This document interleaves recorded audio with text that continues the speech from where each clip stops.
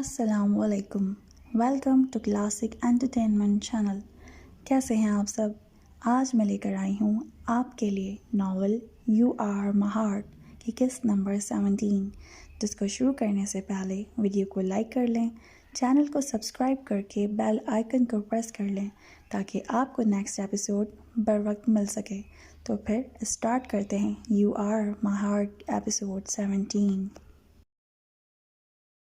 नहीं भैया, मुझे याद आया डैड का फ़ोन आना था और मैं हवेली में ही भूल आई हूँ। मैं चलती हूँ। तेज़ी से बहाना करती वह बहराम की जीप की तरफ बढ़ गई, जो कुछ फासले पर खड़ी थी। अल्लाह हाफ़िज़, बहराम ने अपने गले में पड़ी चादर दुरुस्त करते लठमार अंदाज में कहते कदम जीप की तरफ बढ़ाए। मुझे ऐसा क्यों लगा कि हमसा कुछ डरी हुई है। तहसीन ने बहराम की पुश्त को घूरते हुए हमजा से कहा। मुझे भी कुछ ऐसा ही लगा और सरदार का अंदाज़ कुछ अजीब सा था। हमज़ा ने भी उसकी बात की तायद की थी। मैं हमज़ा से बात करूँगा, हो सकता है हवेली में उसे कोई मसला हो। तहसीन ने कहा तो वो सर हिला गया। चलो अब चलते हैं। हमज़ा उसे लिए वापसी की जानिब बढ़ गया। तुम मेरी होने वाली बीवी हो हमज़ा मलिक। बहराम ने जीप में बैठते ही उसे बावर करवाया। तो मैं क्या करूँ? हमज़ा ने आंखें घुमाते हुए जवाब दिया था। तो तुम गैर मर्दों से ज़रा फासले पर रहा करो, बहराम ने सख्ती से हिदायत की। गैर मर्द नहीं है वो, भाई हैं मेरे। हमसा को ठीक ठाक बुरा लगा था। वो उनके हवाले से ऐसा सोच भी कैसे सकता था। तुम्हारी माँ ने पैदा किया है उन्हें? बहराम ने बग़ैर तमहीद के सवाल पूछा तो हमसा के गाल सुर्ख हुए। नहीं, वो मिनमिनाई। तो फिर वो तुम्हारे भाई कैसे हुए? भाई सिर्फ वही होता है जिससे हमारा खून का रिश्ता होता है। भाई कह देने से कोई आपका भाई नहीं बन जाता, ये बात याद रखना। और आइंदा मुझे ये तुम्हारे सर की बजाय गले में नज़र आया तो उससे फंदा देकर तो जान निकाल लूँगा तुम्हारी। बहराम ने उसके स्कार्फ की तरफ इशारा करते हुए कहा।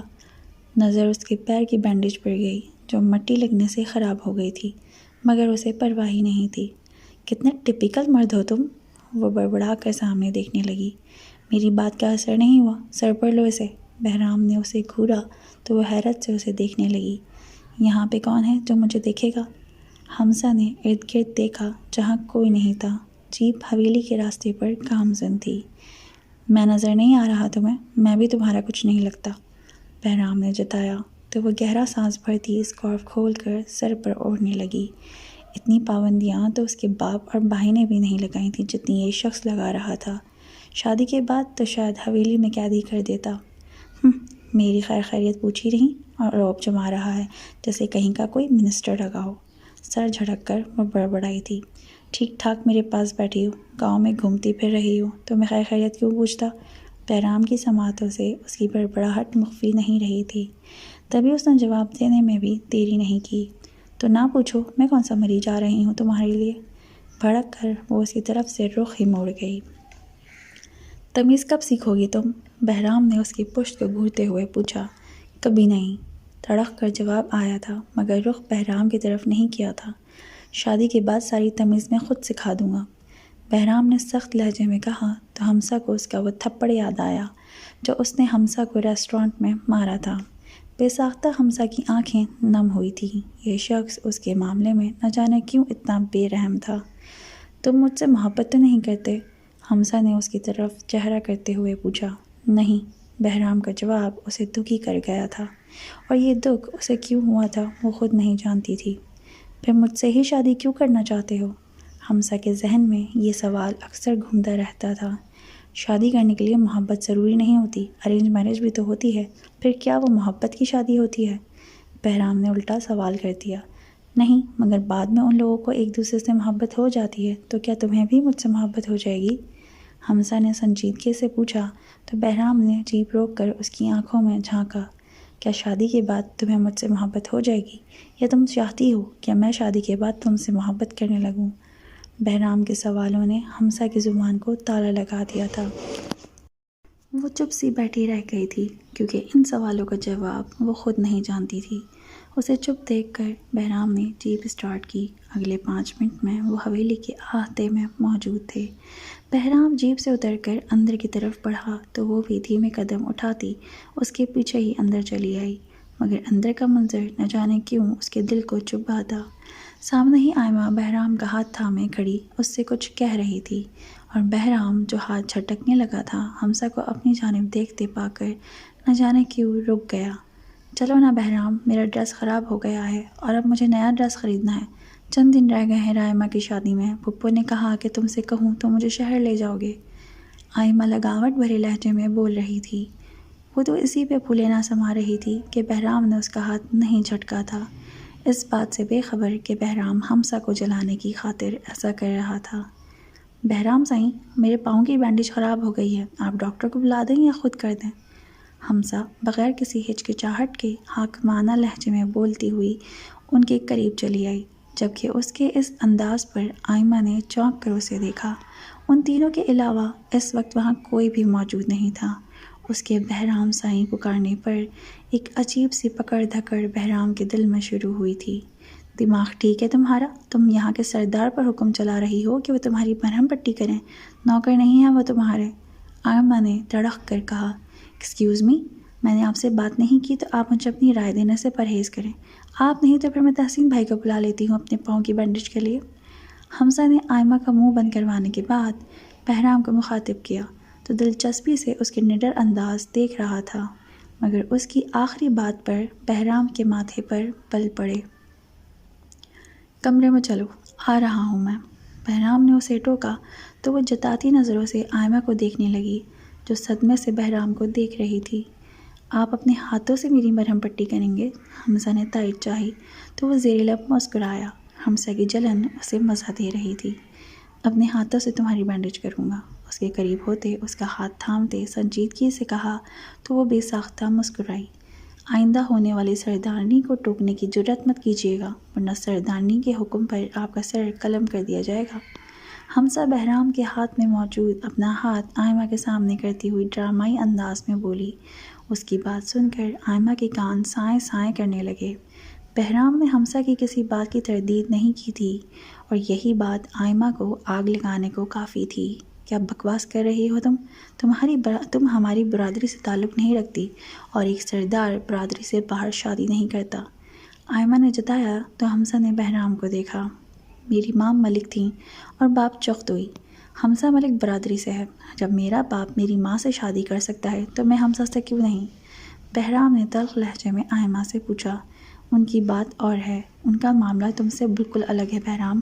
تم وہ سب نہیں جانتی جو میں جانتی ہوں۔ تم اس سے شادی نہیں کر سکتے، تم مجھ سے شادی کرو گے کیونکہ میں تم سے محبت کرتی ہوں، آئمہ نے چٹک کر کہا۔ ایسا کیا ہے جو تم جانتی ہو اور میں نہیں؟ بہرام نے اس کی دوسری بات کو نظر انداز کرتے پوچھا۔ وہ میں تمہیں نہیں بتا سکتی۔ آئمہ نے نظریں چڑھائی تھیں کہ اپنی ماں سے اس نے وعدہ کیا تھا کہ وہ کبھی وہ سچائی کسی کو نہیں بتائے گی جو اس کی ماں نے اسے بتائی تھی۔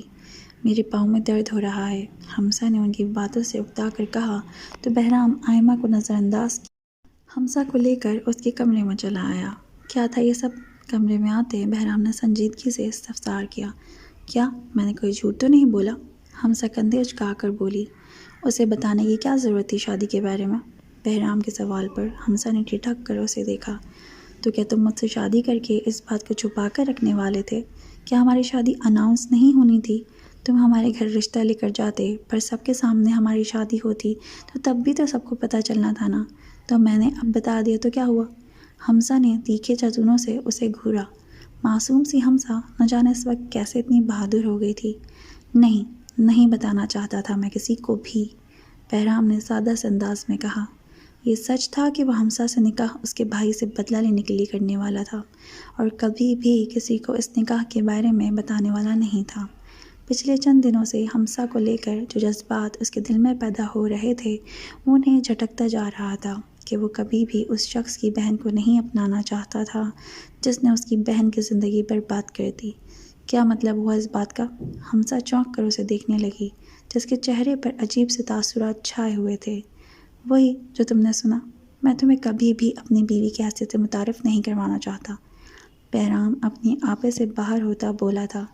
کچھ دیر پہلے اس کے لہجے میں جو ملائمت اور نرمی تھی وہ اب مفقود تھی۔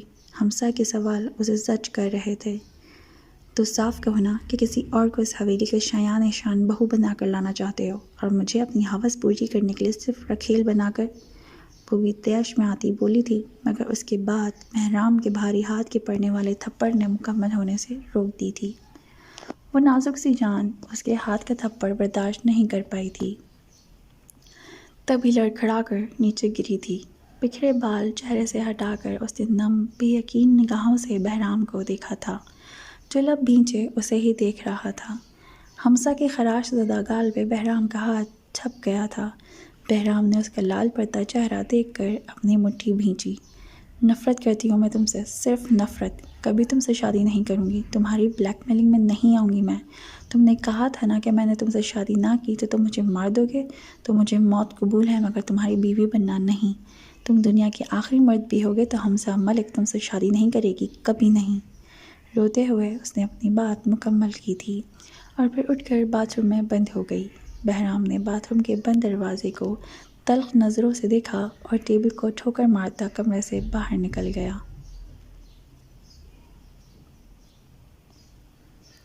آج وہ لوگ شاپنگ کرنے آئے تھے۔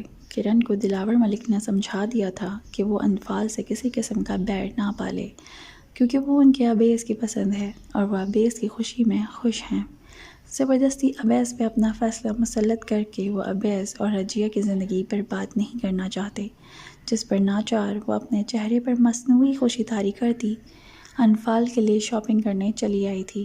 ابیز اور طہور بھی ان کے ساتھ ہی تھے اور طہور کو انفال خود اپنے ساتھ لائی تھی، یہ کہہ کر کہ سامان اٹھانے کے لیے ایک ملازمہ چاہیے۔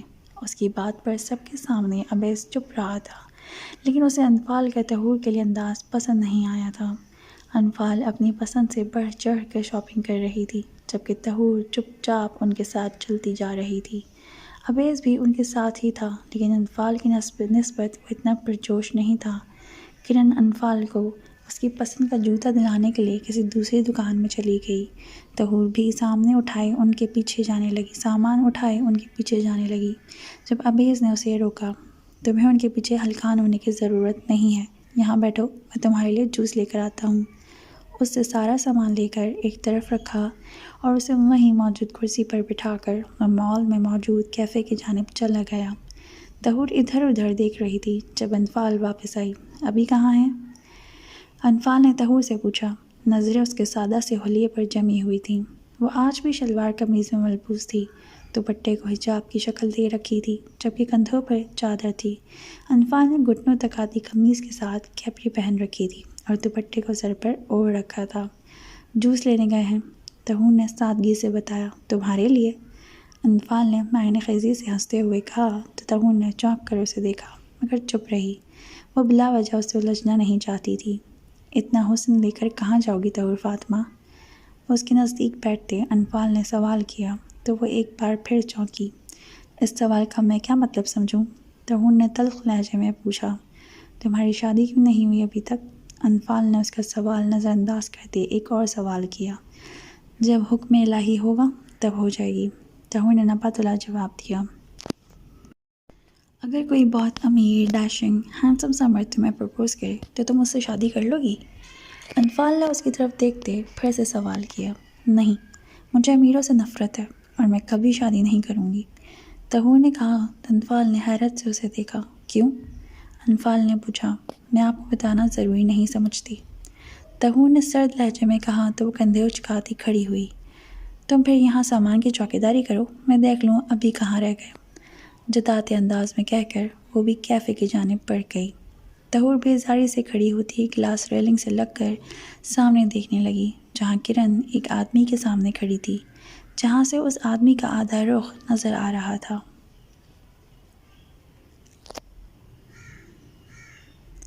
کرن انفال کے واپس جانے پر خود بھی واپس جانے کو مڑی تھی جب اپنے سامنے کھڑے شخص کو دیکھ کر بے ساختہ رکی۔ سامنے کھڑے شخص کو دیکھ کر کیا کیا نہ یاد آیا تھا اسے۔ ماضی نے اتنی تیزی سے خود کو دہرایا تھا کہ وہ اپنی آنکھیں نم ہونے سے نہ روک پائی تھی۔ سامنے کھڑا وہ شخص جو اس کی زندگی کا ایک سیاہ باب تھا، اسے وہ چاہ کر بھی اپنی زندگی سے کھرچ نہ پائی تھی۔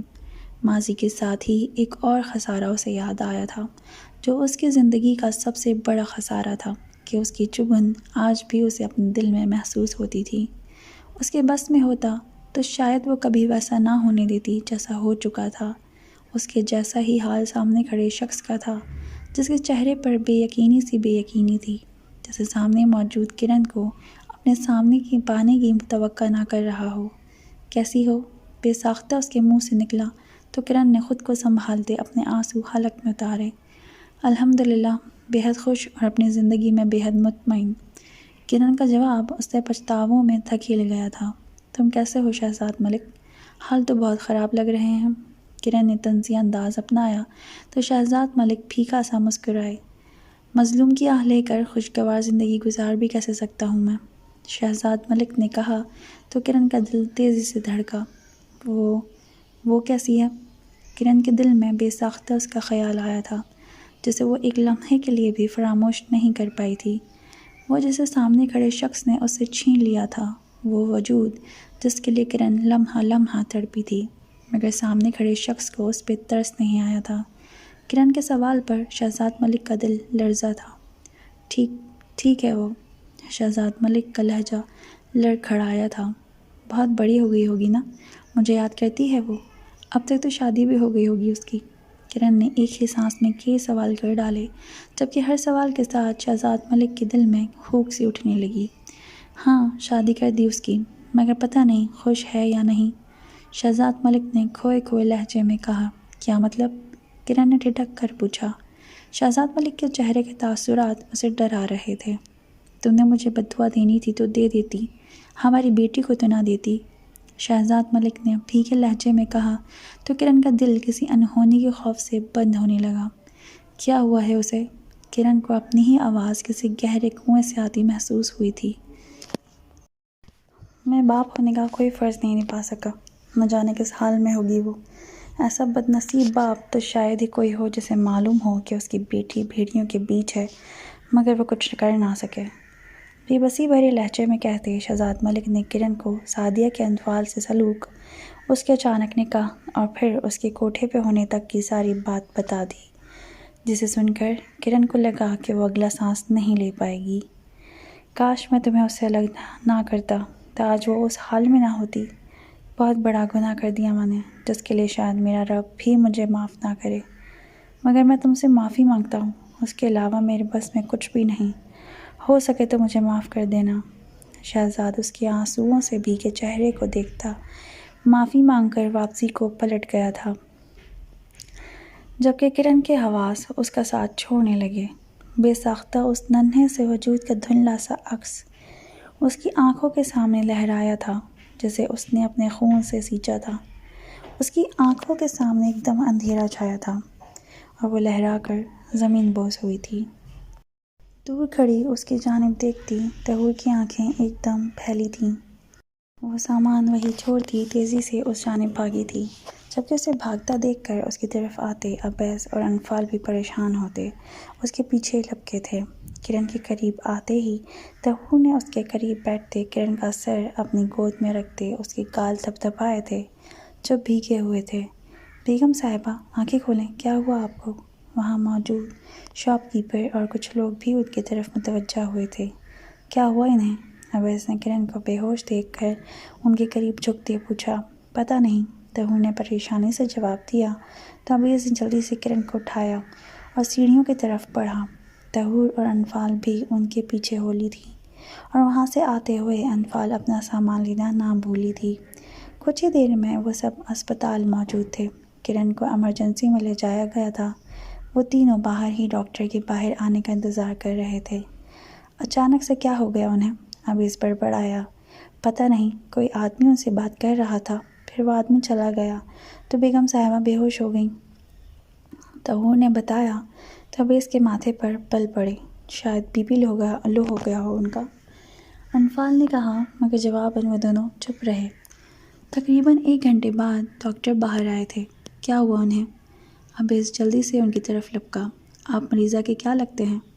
ڈاکٹر نے پوچھا۔ میں بیٹا ہوں ان کا، سب خیریت تو ہے نا؟ عویس نے فکر مندی سے پوچھا۔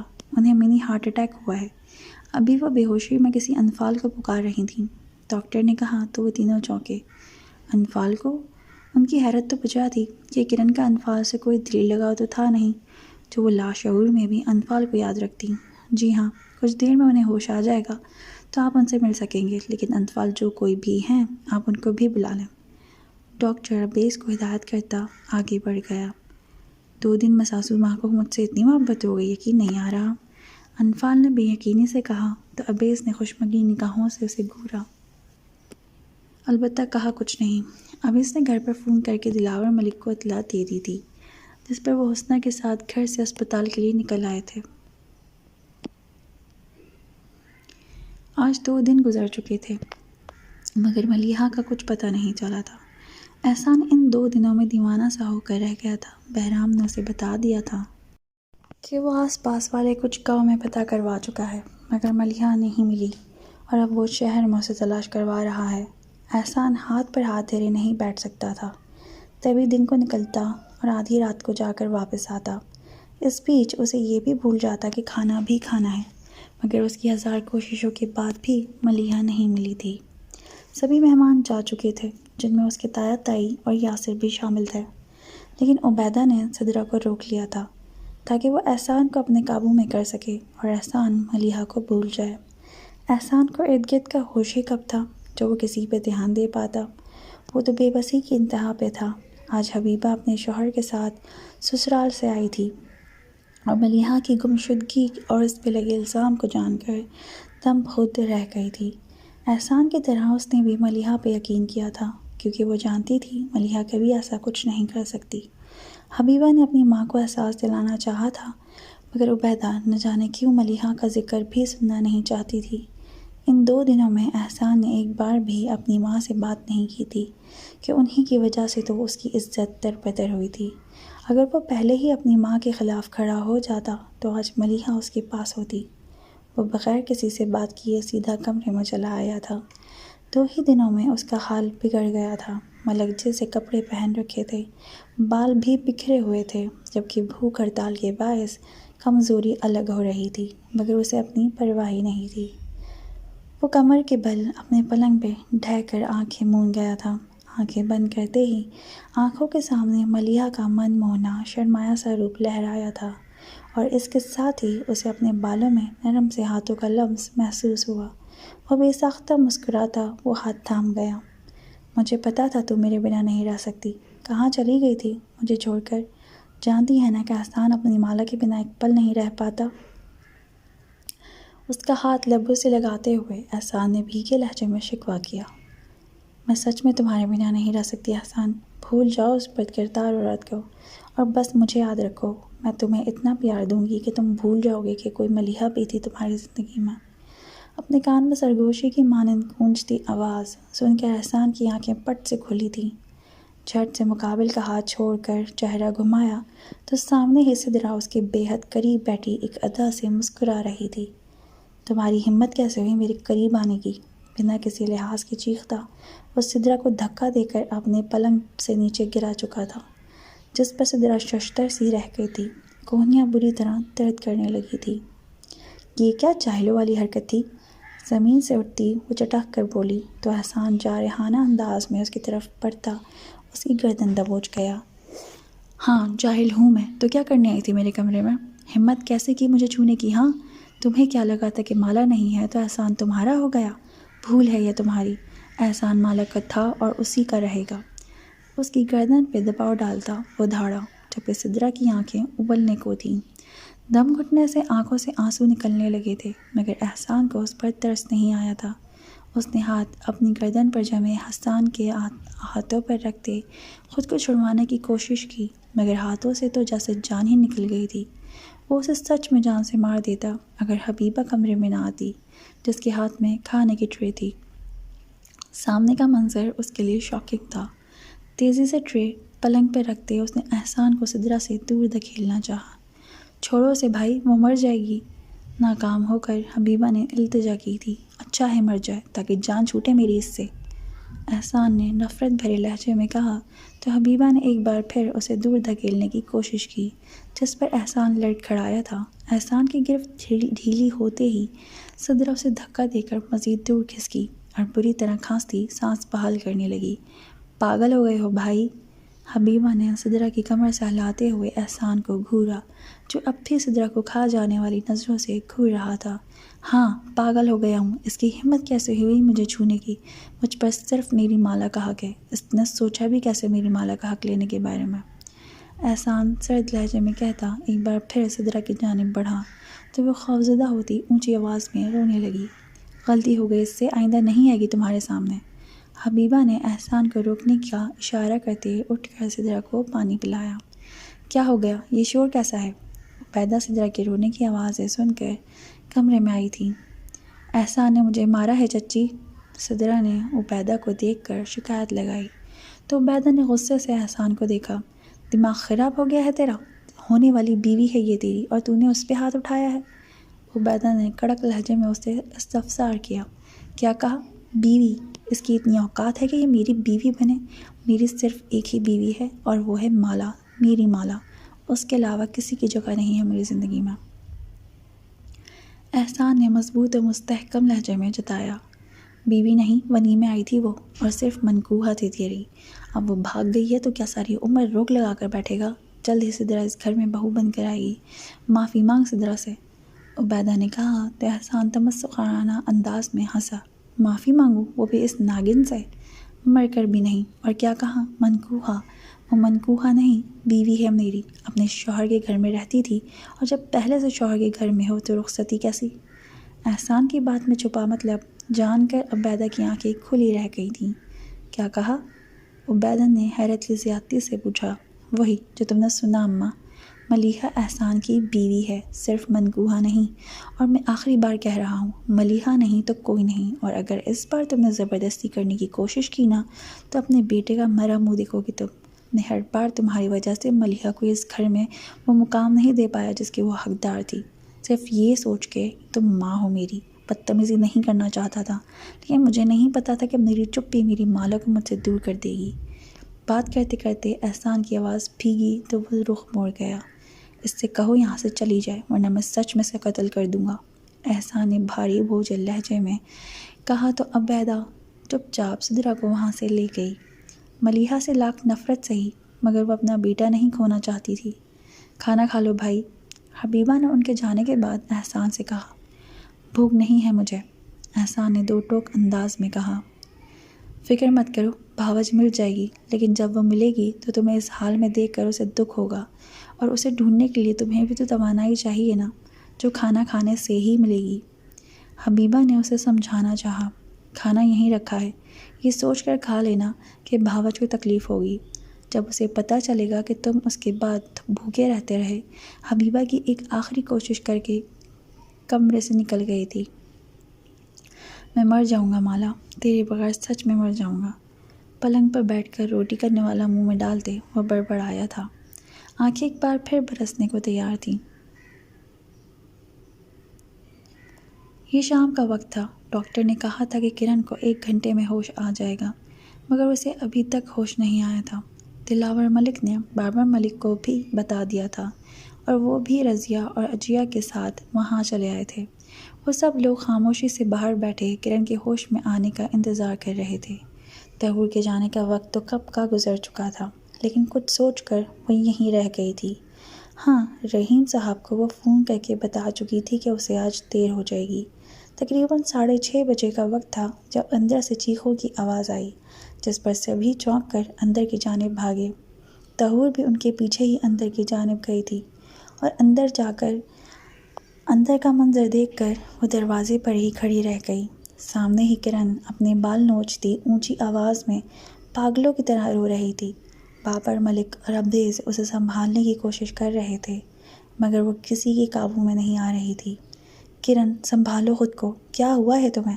کیوں ایسے کر رہی ہو؟ یوں تو مزید تمہاری طبیعت خراب ہو جائے گی۔ دلاور ملک نے کرن کو بازوؤں سے دبوچ کر جھٹکا دیا تو وہ دلاور ملک کو دیکھنے لگی۔ اس کی حالت دیکھ کر حسنہ بھی ایک طرف کھڑی رو رہی تھی۔ دلاور، میری بیٹی، وہ ٹھیک نہیں ہے، کرن نے روتے ہوئے کہا تو عبیز کے ماتھے پر بل پڑے۔ کچھ بھی نہیں ہوا کسی کو، یہ دیکھیں حسنہ آپ کے سامنے ٹھیک ٹھاک کھڑی ہے، اور حمزہ بھی بالکل ٹھیک ہے، میری آج ہی تحسین سے بات ہوئی تھی۔ عبیز نے کرن کو سمجھانا چاہا، مگر وہ اسے نظر انداز کی بابر کی طرف مڑی۔ میری بڑی بیٹی بھائی، میری پہلی بیٹی، کرن نے بابر کو دیکھتے ہوئے کہا تو سب حیرت سے بابر ملک کو دیکھنے لگے۔ کرن کی بات یہ کسی کو خاص سمجھ نہیں آئی تھی سوائے بابر ملک اور دلاور ملک کے۔ کیسی بہکی بہکی باتیں کر رہی ہو کرن، اسے کیا ہونا ہے بھلا؟ اپنے باپ کے گھر وہ ٹھیک ہوگی بالکل۔ بابر ملک نے اس کی بات کی نفی کرتے ہوئے کہا تو انکار میں سر ہلا گئی۔ آج اس کا باپ ملا تھا مجھے، اس نے بتایا کہ اس نے اپنی بیٹی کی زندگی برباد کر دی، میری بیٹی کو جیتے جی درگور کر دیا۔ کرن بولتی ہوئی ایک بار پھر پھوٹ پھوٹ کر رونے لگی۔ آپ ہی ایک بار میں سب کچھ کیوں نہیں بتا دیتی تاکہ سب کی الجھن ختم ہو سکے؟ انفال نے اکتا کر کہا تو دلاور ملک نے اسے گھورا، مگر وہ بے نیازی سے کندھے اچکا گئی۔ آپ ساری بات بتائیں، کس بیٹی کی بات کر رہی ہیں آپ؟ عبیز نے سب کے دلوں میں مچلتے سوال کو زبان دی تو کرن نے عبیز کو دیکھا۔ حسنہ، طہور، عجیہ اور رضیہ خاموش کھڑی ان سب کو دیکھ رہی تھیں کہ کرن کی باتوں نے انہیں الجھا کر رکھ دیا تھا۔ آج مجھے میرا پہلا شوہر ملا تھا، ہماری ایک بیٹی تھی جو اس نے طلاق کے بعد مجھ سے چھین لی اور کبھی مجھے اس سے ملنے نہیں دیا۔ پھر میری دوسری شادی ہو گئی، اس کے بعد بھی میں نے اس سے ملنے کی بے حد کوشش کی، لیکن مجھے کبھی اس سے ملنے نہیں دیا گیا۔ مجھے لگا تھا وہ اپنے باپ کے گھر خوش ہوگی، لیکن آج مجھے پتہ چل رہا ہے کہ وہ خوش نہیں ہے، وہ ٹھیک نہیں ہے۔ دلاور، آپ اسے ڈھونڈ کر میرے پاس لے آئیں ورنہ میں مر جاؤں گی۔ کرن نے روتے ہوئے اس سے التجا کی تو حسنہ نے پھٹی آنکھوں سے کرن کو دیکھا۔ اس کی ایک بڑی سوتیلی بہن بھی تھی، یہ بات اس کے کسی صدمے سے کم نہیں تھی۔ تم فکر مت کرو، میں اسے تمہارے پاس لے آؤں گا، اس وقت تمہیں آرام کی ضرورت ہے، تم آرام کرو۔ بابر ملک کرن کو ہدایت کرتے عبیز اور دلاور ملک کو لیے کمرے سے باہر نکل گئے۔ حسنہ، عجیہ اور رضیہ اب کرن کے ارد گرد ساری بات پوچھنے لگی تھیں، جبکہ انفال ایک طرف بے نیاز کھڑی تھیں۔ طہور اب بھی وہیں کھڑی تھی۔ سب کو آپس میں گم دیکھ کر وہ واپسی کے لیے پلٹی کہ کرن اب ٹھیک تھی۔ کہاں جا رہی ہو؟ انفال نے اسے کمرے سے باہر جاتے دیکھ کر پوچھا۔ گھر، یک لفظی الفاظ جواب دے کر وہ پھر باہر کی جانب بڑھ گئی تو انفال کندھے اچکا کر صوفے پر بیٹھتی وہاں رکھا میگزین دیکھنے لگی۔ کرن کی بیٹی اور کرن کے دکھ سے اسے کوئی غرض نہیں تھی، لیکن اگر وہ ان کی باتوں پر توجہ دے لیتی تو شاید اتنی بے نیاز نہ رہ پاتی جتنی اب تھی۔ طہور، عبیز جو بابر ملک کی بات سن رہا تھا، طہور کو جاتا دیکھ کر ادھوری بات سنتا طہور کی جانب لپکا۔ کہاں جا رہی ہو؟ عبیز نے اس کے چہرے کو دیکھ کر پوچھا، جہاں تھکاوٹ عیاں تھی۔ سیاہ آنکھیں بھی ہلکی ہلکی سرخ ہو رہی تھیں۔ بیگم صاحبہ آپ ٹھیک ہیں تو مجھے گھر جانا چاہیے۔ طہور نے نپے تلے انداز میں جواب دے کر وہاں سے گزرنا چاہا۔ جب عبیز نے اسے روکنے کے لیے عبیز ساختہ اس کا بازو تھاما۔ اپنے بازو پہ عبیز کے ہاتھ کا لمس محسوس کرتے طہور کا دماغ گھوما تھا۔ ایک جھٹکے سے اپنا بازو چھڑواتے اس نے اسی ہاتھ سے ایک سناٹے دار تھپڑ عبیز کے چہرے پر دے مارا تھا، جس کی بازگشت وہاں موجود ہر فرد نے سنی تھی۔ عبیز نے چہرے پر ہاتھ رکھے بے یقینی سے طہور کو دیکھا تھا، جس کا پورا وجود کانپ رہا تھا۔ آئندہ مجھے ہاتھ لگانے کی کوشش کی تو آپ کے لیے بالکل اچھا نہیں ہوگا، کپ کپاتے لہجے میں کہہ کر وہ ایک پل کی بھی دیری کیے بغیر وہاں سے نکلتی چلی گئی تھی۔ عبیز نے ارد گرد موجود لوگوں کی نظریں خود پہ محسوس کرتے ذلت کے احساس سے دوچار ہوتے اندر کی جانب قدم بڑھائے تھے۔ کیسی لگی آپ کو آج کی قسط؟ امید کرتی ہوں پسند آئی ہوگی۔ تو بہت جلد ملتے ہیں اگلی قسط کے ساتھ، تب تک کے لیے اللہ حافظ۔